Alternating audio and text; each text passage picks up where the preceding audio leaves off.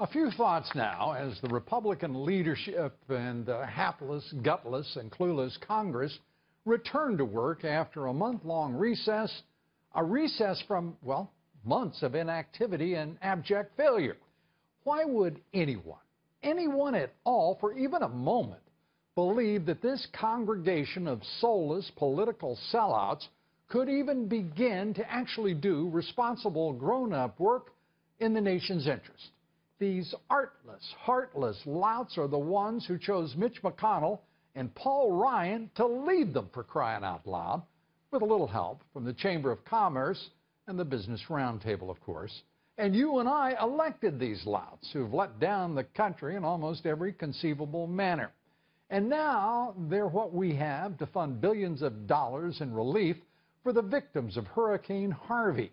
God knows these Republicans are incapable of actually passing a budget, a real budget, not even controlling all three branches of government enough for them.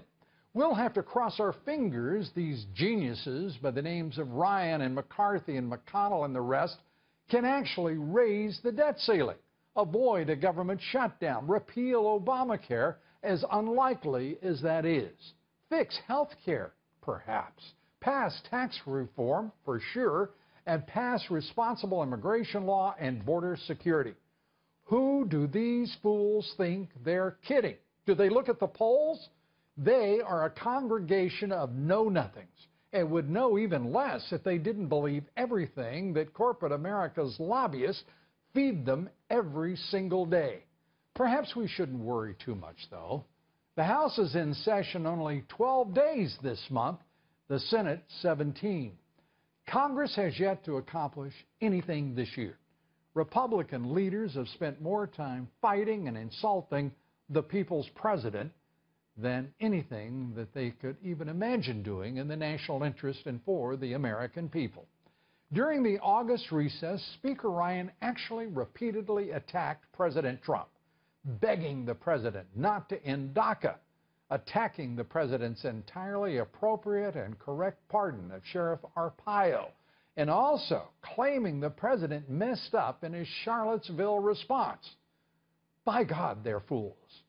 Even though even the left ultimately joined President Trump, acknowledging he's on the right side of history in his statements following Charlottesville, acknowledging the evil of the leftist forces of Antifa, as well as the evil of white supremacists. As for Senator McConnell, he blamed the president's excessive expectations for the majority leader's failures in the Senate. And he publicly questioned whether the president can salvage his presidency. Don't worry, Majority Leader. The president is salvaging not only his presidency, but the country you refuse to serve.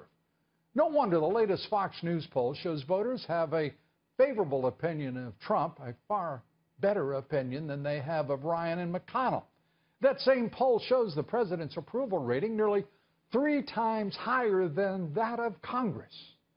Yet Ryan and McConnell preen and pretend to be smart enough to comprehend more than the president.